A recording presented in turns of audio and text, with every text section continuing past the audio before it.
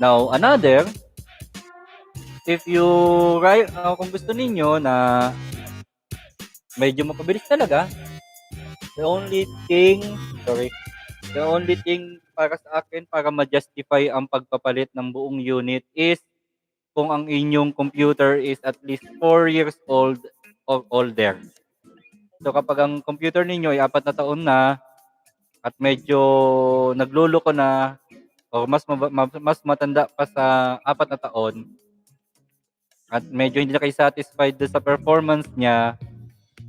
at kahit na bagong install pa lang kayo ng Windows ay gano'n at gano'n pa rin, I would suggest if your budget permits na mag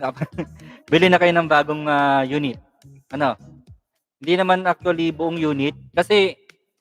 tulad ng binanggit ko kanina, may mga parts pa rin naman kayo ng computer ninyo na pwede pa rin naman ninyong gamitin. Ano? So, halimbawa, you could also use pa rin yung inyong memory kung nasa same architecture lang kayo. Ibig sabihin, kung ang i-upgrade lang ninyo ay ang inyong processor,